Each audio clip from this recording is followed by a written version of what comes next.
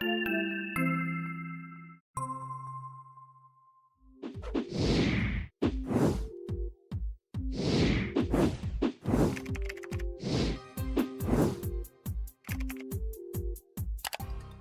back. Richard, it's good to see you on this last weekend of Good March. morning. Good to see you too. Happy Saturday or whatever day it happens to be. That's right. I think it's Saturday, the day that we're recording this. And today we are going to we're going to approach a topic that we've talked about before, and it seems as though and we say this, I think, every time we talk about ADHD. Right. We say that, it just as you think everything that could be possibly said about ADHD has been said, here comes some more stuff. Right. I don't even like to calculate when I first started studying ADHD because it's advanced math, at some point. The numbers get large. But you're right. You think surely the last word has been said about ADHD because there's so much written and talked about. And then every once in a while, you run into one of these articles that you say, I need to share this with family members or patients or friends and say, hey, look, here's some really good stuff on if your kids have ADHD, if you're struggling. And I have a lot of friends and family members whose children are struggling with ADHD, parents and children. Yeah. And I send them these articles that I think are worth sharing.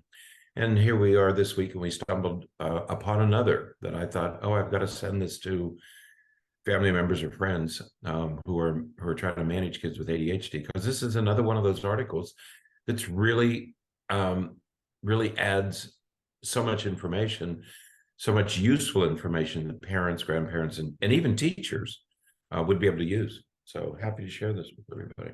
Absolutely. There will be a link in the show notes. It's from the Huffington Post, written by Marie Holmes. And it's talking about things that parents of kids with ADHD need to know. And, and it's so interesting because they're not really related to medication, which is the big question that we always get, should I medicate my kid or should I not medicate my child? And, right. And these are things that you need to know whether you're medicating your child or not. That's right. There is a lot to be said about medication and what medication will and won't do. But these are issues or things that parents need to know that sort of extend beyond that, just to sort of inform their base understanding of ADHD and what their child is experiencing and what to expect from their child. That's right, because as soon as you raise the topic of ADHD, you're automatically raising the issue of medication. And many parents are afraid of medication or they're opposed to medication. But what we always tell them is whether or not you choose medication, there are certain things you should be doing with your children. That doesn't put medication, set aside the medication question. There are still things that you should be doing. And you and I always tell parents of children who are struggling, you have to consider sleep, nutrition, and exercise, no matter what else you do. And we always add to that you need to have a good schedule in your home. Okay, so we're sort of always talking about these things, and it doesn't matter whether you use medication or not. There are certain things you should be doing. And this article really does a nice job of explaining those non-medication things that you should be doing with your children. Right. And that's what I like about this article, is that she really is very precise, and this kind of precise information is very helpful. Right. Yes, because you're right. The medication tends to be, or really is, the first line of treatment for ADHD. But medication doesn't teach skills. Medication makes a child's brain available to learn and to implement skills. It's still up to us to teach the skill, and it's still up to the child to implement the skill. That's right. So again, like you said, whether you're doing medication or not, these are some important things that we need to know. I think that the base thing that people need to know is that people with ADHD, their brain just works a little bit differently.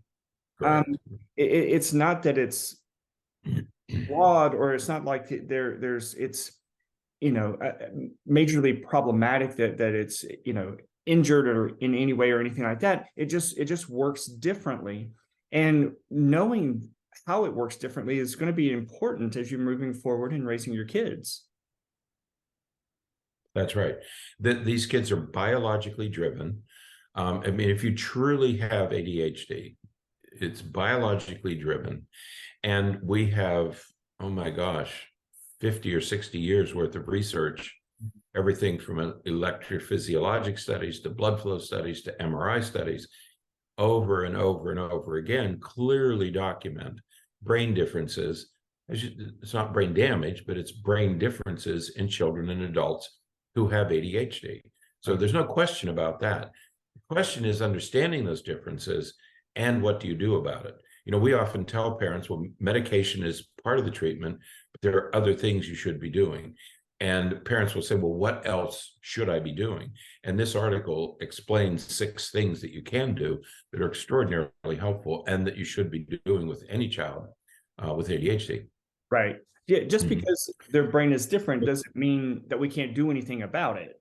And so, yes, there's right. 6 things that we should think about. And the first one is that, and this one is, how many times have we talked to parents about this, that people with ADHD tend to perceive time differently. It's not that they can't tell time, but it's what's oftentimes referred to as time blindness. Right. They just lose track of time. They have a hard time anticipating or predicting time, but it's again just a time blindness that they struggle with. I like the phrase "a clockless mind," Right. and if you've ever dealt with somebody with ADHD, you know exactly what she's talking about, because it is absolutely true. They are always late. They're never ready on time. They sleep longer than they should. And it's not because they're being defiant. The clock just isn't running. Most of us, for 80 or 90% of us, you have some sense of time, that time is going by. Kids with ADHD don't. And the phrase "a clockless mind" really helps, because what you have to do is, first of all, you have to understand that they're not keeping track. Believe me, they're not keeping track of time. Bedtime, getting up time, food time, school time. There's no clock in their head. Right. Certainly not the type of clock that we try to keep or that we want them to keep. When a child gets in with ADHD, especially gets involved in something, people will refer to it as, well, they become hyper focused on some of these things, and they do get entrenched in just really involved with things that are very stimulating to them. And again, they just lose track of time. They're not paying attention to that because all of that attention is on that particular stimulating activity, and that's all they want to pay attention to. That's right. And because their brains don't keep track of time, you need to provide them with external tools so that they can see time passing by. Another thing you can do is do what's called buffer time. Buffer time is if you have to be in the morning, you have to go to school.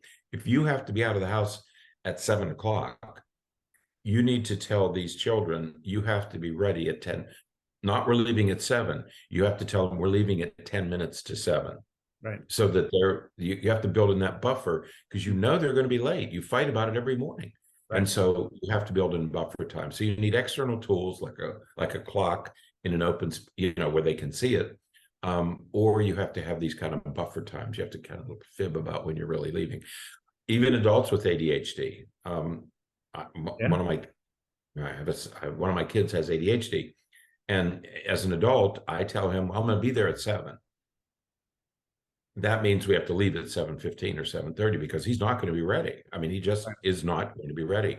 And so I tell him 7 because we really need to leave at 7:15. But then I know that we'll be leaving on time. Right. So that's the first thing, that they perceive time differently. Yeah. This second one I found extraordinarily helpful in getting the words to talk about this, because we kind of talk about it in clinical settings. But I really like the second one, which is that people with ADHD, and it's people, not just kids, It's not that they lack the ability to pay attention. They lack the ability to regulate their attention. Right. And you need to talk about this at some length, Berney, because Yeah. this is really I mean, I have a grandson who has ADHD, and I'm always giving his father these little things. I'm going to give his father this one today Right. because I want his dad to hear what these people say about this attention issue. Right. You know, and it's so interesting that this was recently written, and we haven't really talked about it before, because as soon as I read it, I think back to when I worked in the Department of Psychiatry. There was a psychiatrist that I worked with who we didn't really get along really well. He was I remember those years. You guys used to have some monumental arguments in grand rounds. we did, and Yeah. and we just had fundamental differences in our training, and so we perceived things a little bit differently. But one of the things that I appreciate that he always said was that ADHD stands for attention deficit hyperactivity disorder, and so attention deficit. And he always called that a misnomer. He said Really? that he did. Did he really? He always Wow. used that word because it's not that kids with ADHD can't pay attention. It's that they don't really know what to pay attention to. They That's can't right. regulate it. They pay attention to everything.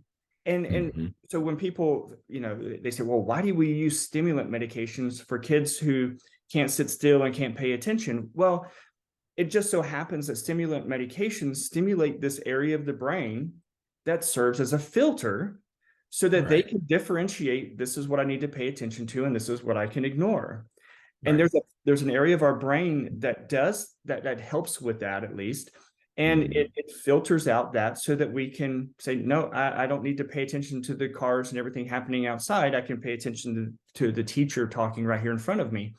And so it's not that they can't pay attention. I used the word hyper-focused a few minutes ago. They can focus really well when it's something that they're really interested in, when it's something that really is stimulating to their brain. But it's not that they can't pay attention, it's that they can't determine what is the most appropriate thing to pay attention to right now and control it in a way that they can sustain it. That's right. And that's what they can't. So just like they can't perceive time, they don't perceive time. They don't regulate their attention. They don't send it to where it's supposed to be. And I think this is such a critical, I love the idea of the word deficit is really a misnomer. It's going to lead you down the wrong path because it's really not a deficit. The problem is they don't regulate, they don't direct it, they don't put their attention to where it's supposed to be, and they have all this clutter in their heads, and they're overwhelmed by it. These kids come home and they're exhausted by the end of a school day because they've been bombarded all day with all this attention because they're attending to everything. Right. And how many times have we talked to parents and they're so frustrated because they say, no, there's no way this can be ADHD because he can sit and play on his video games for hours, but he can't read a book, can't read a page out of the book without, being distracted. And that's the reason. And I love that idea because people, and they always say that, well, he can focus on video games. Yes, because he cannot regulate his attention. So exactly the same problem. The hyper focus is not an asset for these kids. It's part of the problem because they get focused on one thing and they can't tear themselves away. They can't stop focusing. That is to say, they can't regulate their attention. So, we use the term involuntary deviance, and this is a wonderful example of that. That the inability to regulate is part of that involuntary deviance. Right. Now, the third one is one that I really like, and that is that parents, oftentimes when you're giving your child with ADHD directions or instructions to do something, for them at least, your directions are probably a little bit too vague. Exactly. Parents, when you're working with a kid with ADHD, you have to be very specific. It's not, go get ready for bed. That could mean all kinds of different things. You can imagine. I mean, when I read that phrase, go get ready for bed, that is so, those kids have no idea what that means. I mean, I can tell you, That's just one of those, I Yeah. can't do it with that. Yeah. But you could say, go brush your teeth, go put on Right. your That's pajamas, it. go, right. You give one direction, they go and do that, and they come, Mhm. okay, now you need to put on your pajamas. They go do that, and they come back. Okay, Right. now get a drink of water. You know, one step at a time, but it has to be very specific. The more vague, the more Right. overarching the direction is, the more likely it is that they're going to get lost in the midst of things and not get done what you need them to get done. That's right. VS, very short, very simple. Just do one, let's just accomplish this one thing. We all, it comes up, Russ Barkley always talks about rewarding kids for the things that they do well. Well, if you're giving kids very simple directions, brush your teeth, and they go do that, then you can reward them, not pay them or give them something, but you can acknowledge the success. Okay, great. Okay, that's great. Now let's put on your pajamas. They do that. Okay, we got it going. We're heading in the right direction. But you have to do these things one at a time, because to say to a kid, go out and put your butt and do, Yeah. it's not going to happen. You're going to find them building with Legos or on their phones or iPads, because they are not going to do multiple directions. Right. Yeah. You say, go get ready for bed, and you walk in and he's playing with his Legos. What are you doing? Well, I'm putting my Legos away. No, you're building something with your Legos. Yeah. Well, I just needed to put them away. So You're hyper focusing on your Legos rather than getting ready for bed. Getting ready for bed is it's too overwhelming. It's too vague. right. There's too many things that they have to do in what feels like a simple Right. direction. Go get ready for bed. Well, to us, it's very sensible. You brush your teeth, put on your pajamas, get a drink, go to the bathroom. Not for them. Yeah. And the same thing with, go do your homework. And that's the next thing, is that we need to make sure that we have the right tools and strategies to make homework less miserable, less of a struggle and fight every night in the home. So you can start. Right. Go do your homework. Right. One of the Right. easy ways to approach this is starting with space, right? Having a dedicated spot just for homework, where there's not a lot of distractions, and you can do the same thing every day. Oftentimes the kitchen table is a nice place to do homework, because a parent is usually around there somewhere, and monitor and make sure that they're still doing it. Parents, sometimes you have to be a little bit hesitant to send your kids to their room to do their homework, because once again, who knows what's going on in there. But you want whatever you do, you want it to be the same way every time. It's a bad idea, for example, to do homework in bed. Right. Oh, yes. Yeah. That is for sleep. Let's not do homework in bed. You do homework at the table, sitting up. You take breaks if you have to, but that's what you have to do. That's right. And then you have to work with your child. So what does your child need to do to pay attention? Some kids need to listen to music. Chewing gum keeps your brain more active. What kind of chair do you sit on? I mean, you have to structure the setting so that it works for your child.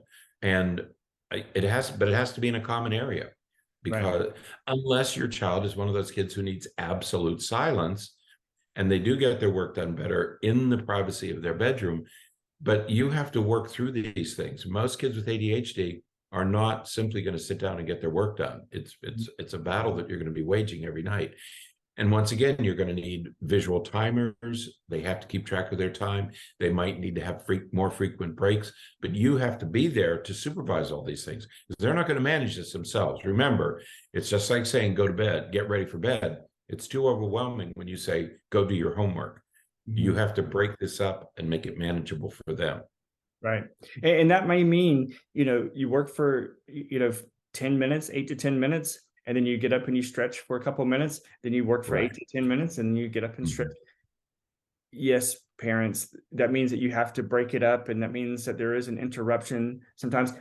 But look, if they're at 8 minutes and they're trying to finish up a problem, they don't have to stop right then. Finish the problem, then take the break and then get back to it. But just that little bit of a opportunity to move can help them refocus and reset. but yeah, you're going to have to be there to help them with that. That's right.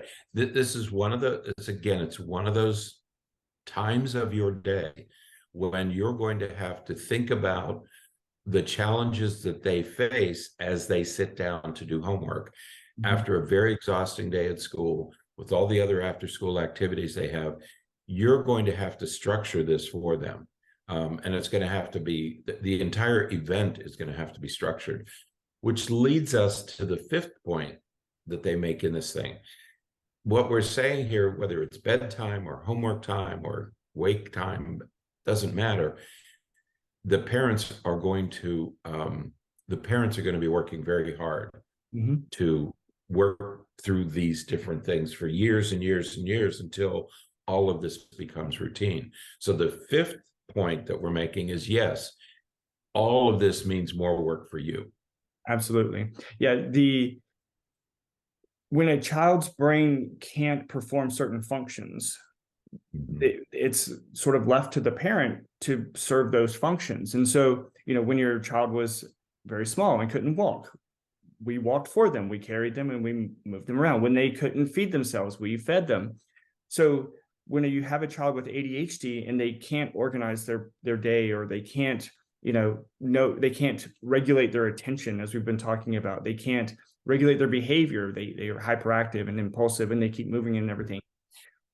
When their frontal lobe isn't doing what it needs to do to regulate those things, the parent must serve, or someone needs to serve as the child's frontal lobe. We have to be there to organize for them, to structure for them. And I'm not saying that, I'm not talking about being a helicopter parent or a snowplow or lawnmower parent or anything like that. We're not talking about doing everything for them. We're talking about those areas, those things that they can't do. Right. We have to provide some of that for them. We can't expect them to do something that they just can't do. Right. But this brings up this whole issue of parenting. When we did the talk about social media, we kept saying parents have to regulate this. Parents, you have this job. Parenting is more than a full-time job. Yeah. And if you have an infant, you're going to get up every couple of hours at night. So your life is going to be disrupted. And we sort of accept that. Everybody accepts that as part of my responsibility as a parent. My sleep is going to be interrupted until the infant learns how to sleep through the night. Well, guess what? That never ends. When they're terrible twos, it's different. You're going to have different responsibilities. They go to school, different responsibilities. They become teenagers, different responsibilities. They become young adults. I just had to move my daughter from one place to another. Your responsibility and being a full-time parent never ends. The task changes as the child matures. But yeah, your life is going to be interrupted. And this is going to take a lot of effort. And you just have to be willing. If you're a parent, it's more than a full-time job. Yeah. All right. I'm sorry, it just is. You have to be integrally involved in all aspects of your children's lives. It's more than just going to soccer games and little league games. You're going to have to invest a lot of time and a lot of effort in helping these kids manage. You said it at the beginning, you were talking about brain differences, and you're saying that part of the brain in the frontal lobe. We know that's where the problem resides. We know that it's a frontal lobe problem. And that frontal lobe is going to take a long time to mature. Everybody knows now that it's in your mid-20s before it finally matures. You've all heard that. But with these kids, you add this additional layer of, it's not just maturity, it's that they're always going to be lagging behind. And as a parent of a child with ADHD, you're going to have to be willing to put in this extra time. Absolutely. Absolutely. And the final point that she makes in this article, which I, again, think is a very good point, is that anything that you're doing to help your child with ADHD, all these things that we're talking about and more, will work for your other kids too. You tailor your parenting to the kid that you have, not some ideal or some, how it's supposed to be. You should be like this. Well, no, you're like you are. It's not a should issue. Right. So if you have two kids and one of them needs to do their homework at the kitchen table, but the other can do their homework in their bedroom, that's Right. okay. That Right. works. That'll work. But you provide the level of support that they need based upon their needs. Mhm. You don't have to, it doesn't have to be cookie cutter, Right. the same thing for everyone. And so all of these things, from the structuring to the remembering that you know sometimes they're going to have difficulty regulating their attention, all of these things are the same for all kids. It's a little bit more Mhm. challenging for kids with ADHD, but Right. it's the same for all kids. That's right. When we talk about diet and sleep and exercise, one of the first things we say to parents is, you're going to have a schedule. Mhm. We want you to have a regular schedule, do the same thing at the same time. Because once you get your children used to doing things in the same way, at the same time, in the same place, it makes life much easier because you're not putting out these fires all the time. Right. Well, every kid needs that. Every kid needs that kind of a schedule. It benefits every child to know that I'm going to come home and have a snack, go out and play, do my homework, then have dinner, then get ready for bed. Do that every day in the same way at the same time. And it really helps kids to learn how to manage their lives. Remember, we talked earlier about it's that they don't regulate their attention. They don't regulate their schedule. And it would help every child to be shown how to regulate their schedule. Okay. Absolutely. So whatever you do with kids with ADHD will benefit all the children that you raise. That's right. So, well, we hope that this helps. You know, again, when new things come out about ADHD, we always like to talk about it because, you know, it is it continues to be a very prevalent situation, Right. condition that we see with kids, and struggle that a lot of parents experience. So Right. whenever there's updates, we like to share those, and this was one of those good things. So there is a link in the show notes to the article from the Huffington Post, and we encourage you to check it out. So, Right. All right. Well, that is it. Good job. Hey, yes. Until next time, stay happy, stay healthy, and forget to be afraid.